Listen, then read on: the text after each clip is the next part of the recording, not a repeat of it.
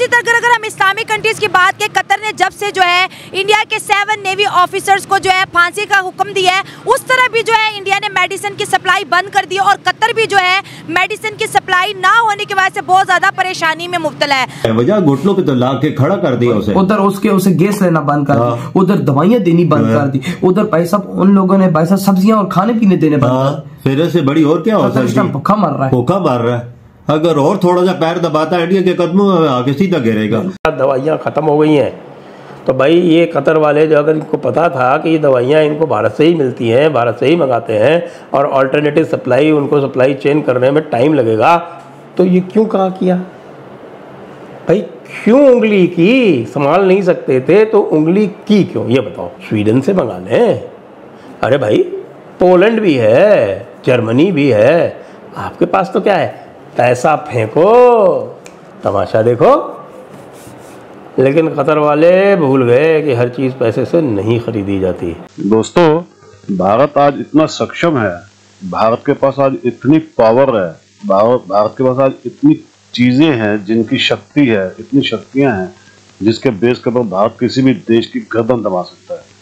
Qatar ने पंगा तो ले लिया हमसे, लेकिन कतर के पास ना खाने का कुछ है ना मेडिकल है। इन उल्लू के पट्टे शेखों के पास सिर्फ तेल है, ये सोचते हैं तेल से हम दुनिया जीत लेंगे। जगह से दवाइयाँ बंद की हैं, चावल बंद किए हैं तो शेखों की पोटियाँ लग गई हैं दोस्तों, उल्टियाँ निकलनी शुरू हो गई हैं। जो ये हमें धमकाने की कोशिश कर रहे थे, ये अपने बाप को धमका रहे थे। हालत देख के पाकिस्तान की भी टटियाँ लग गई हैं कि ये हो क्या रहा है। भारत के पास इतना सब कुछ है दोस्तों। ये जितने भी शेख हैं, ये एक जमाना था जब ये उछलते थे, अब इनका उछलना बंद। वो थोड़ा सा टाइम रुक जाइए, अगले 5 साल मोदी जी इनकी ना गर्दनों को जमीनों में झुका देंगे, देखना।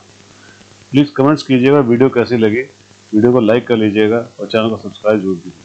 Thank you. जब से हमारी इंडिया के साथ ट्रेड खत्म हुई है, पाकिस्तान के अंदर मेडिसिन की जो प्राइसेस है वो बहुत ज़्यादा इंक्रीज हो रही है। दूसरी तरफ अगर हम इस्लामिक कंट्रीज़ की बात करें, कतर ने जब से जो है इंडिया के 7 नेवी ऑफिसर्स को जो है फांसी का हुक्म दिया है, उस तरह भी जो है इंडिया ने मेडिसिन की सप्लाई बंद कर दी और कतर भी जो है मेडिसिन की सप्लाई ना होने की वजह से बहुत ज़्यादा परेशानी में मुब्तला है। आप मेडिकल के स्टूडेंट हैं, आपने बात की, सबसे पहले ये बताएं कि अपनी पाकिस्तान की मेडिकल फील्ड को किस पोजीशन पे देख रहे हैं? मेडिसिन का जो हवाले से है, हमारे पास पहले तो आती थी, इंपोर्ट होती थी। ठीक है, किस किस कंट्री से होती थी? इंडिया से होती थी, फ्रांस से, दूसरे यूके ममालिक से, दूसरे ममालिक से होती थी। लेकिन जब से यानी कि इंपोर्ट बंद हुई है, कोविड के बाद भी आपको पता है मेडिसिन के रेट इतने ऊपर चले गए हैं कि आज के तौर पर मैं पैनाडोल भी ख़रीदना एक गरीब बंदे के लिए बहुत मुश्किल हो गया।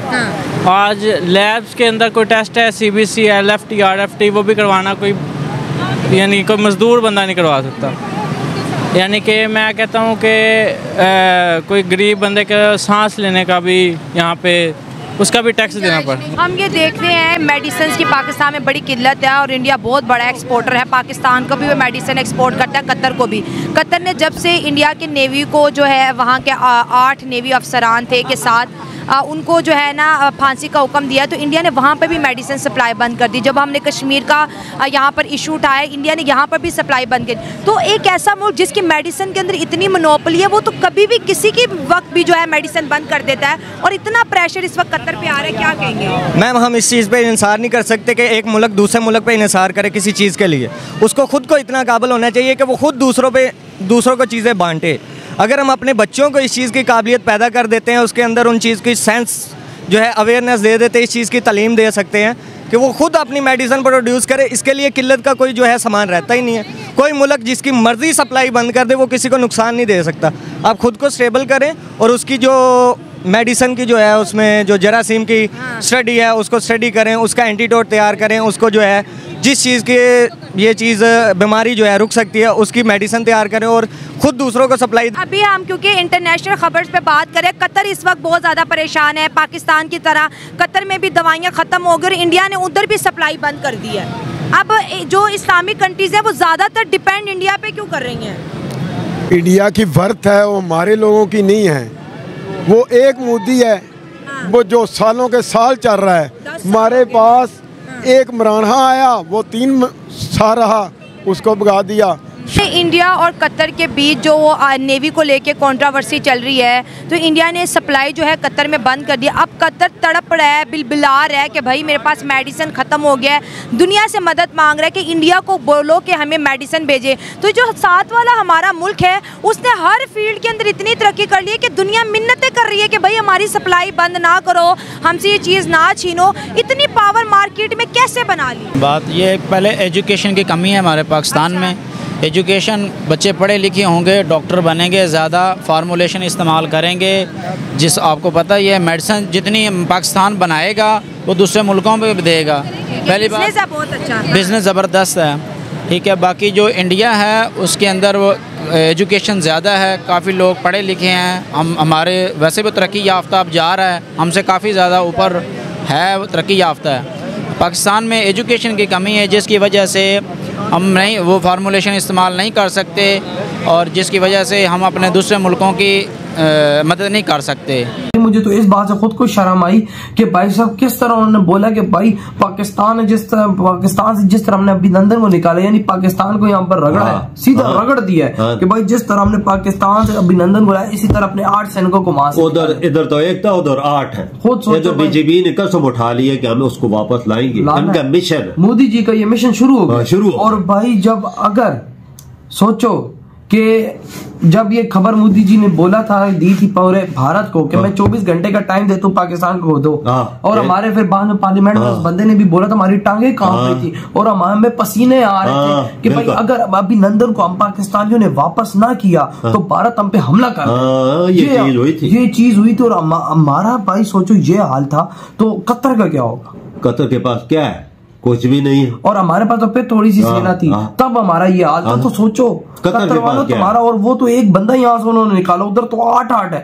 बिल्कुल, मतलब कि सोचो कि 8 गुना भारत भाई सब इस टाइम शक्तिशाली और होकर भाई तुमसे वो भेड़ है, लेकिन अगर तुमने वापस ना किया तो सोचो फिर क्या होगा। भारत की सारी सेना तुम पे टूटेगी। बिल्कुल, एक पास 1 अरब 40 करोड़ जनता है, वजह वो मोदी जी से कह रही है कि उनको वापस लाओ। मोदी जी ने अपना मिशन शुरू कर दिया। बीजेपी का ये मिशन है ना, ये इनके जो ताले मंत्री है वो भी कह रहे हैं कि हमने लाने का मिशन मुकम्मल करना है। बिल्कुल बिल्कुल। अब देखो, अब जिस तरह अभिनंदन यहाँ पर था, अगर वो यहाँ पर पक्का कैप्चर हो जाता, ठीक है, तो दुनिया में इंडिया को बोलते यार देखो तुम्हारा पायलट आज तक पाकिस्तान में कैप्चर है, भाई साहब तुम लोग निकलवाने में नाकाम रहे। लेकिन भाई साहब वो चीज नहीं हुई, क्योंकि वो ऐसी चीज हुई कि भाई साहब वहां से मोदी जी ने जैसे उसको निकाला, बिल्कुल ये दुनिया में रिकॉर्ड बनकर के देखो मोदी जी ने कैसे अभिनंदन को निकाला। ये तो हिस्ट्री है निकाला। और भाई ऊपर से इन्होंने वापस भी किया। बिल्कुल। और फिर अंदर से जो बाद में बातें निकली वो एक अलग ही थी कि भाई पसीने आ रहे थे हम लोगों को, हमारी टांगे कांप रही थी, और भाई अगर हमने वापस उनको ना किया तो हम पे हमला हो जाएगा। लेकिन वार्निंग दी थी। बिल्कुल। और अब यही सेम वार्निंग कतर को दे दी है। कतर को याद दिलाया कि पाकिस्तान का देख लो, जिस तरह हमने पाकिस्तान से निकाला था ऐसे तुम्हारे देश से भी हम निकाले। वो कोई ऐसी हरकत नहीं करेंगे, उन तक ये पैगाम पहुंचा हुआ है। वो सोचो विचार में पड़े हुए कि हम करें या क्या करें, वो समझ नहीं आ रहा। वही उनके पास ना कोई वो है, उनके खिलाफ वो है, सबूत है। भाई जासूसी का इल्जाम है तो इंडिया को बताओ, टेबल पे आओ, उनको बताओ ये हमारे पास प्रूफ है, इनको पूरी दुनिया को बताओ। ये देखो इंडिया 3 महीने कह रहा है, 4 महीने कह रहा है प्रूफ हमें बताओ, तुम क्यों नहीं बताते? अगर सच्चे हो प्रूफ मिली थी और अभी जाके उनको फांसी की सजा। हाँ ना। लेकिन भाई मोदी जी कहते हैं ना भाई साहब छोड़ूंगा तो मैं नहीं। उन्होंने वजह भी बहुत गंदा प्रेशर है यार, बहुत गंदा प्रेशर, हद से ज्यादा गंदा भारत ने प्रेशर इस टाइम कतर पे सारी आबादी जाली 50। वही ना, इतना प्रेशर तो भाई सब आम पे आज तक मोदी जी ने नहीं डाला जितना प्रेशर उन पे। तो सोचो उनकी इस टाइम कितनी आवाज टाइट है।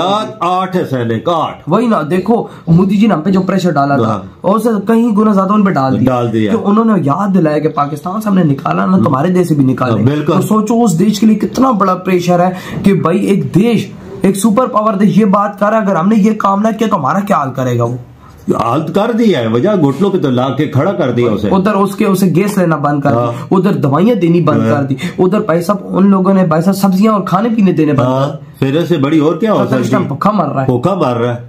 अगर और थोड़ा सा पैर दबाता इंडिया के कदमों में आगे सीधा गिरेगा। तो यकीन कर 15-20 दिन है, तो इंतजार का भाई। ये देखो क्या होता है, ये छोड़ता है कि नहीं। धमकी दे दी, मुझे तो हफ्ता भी मुश्किल से लग रहा है इनका। दोस्तों, भारत ने न सिर्फ मेडिकल सप्लाई रोकी है बल्कि चावल, गेहूं, बहुत कुछ रोक दिया है, क्योंकि भारत के पास ये सब कुछ है।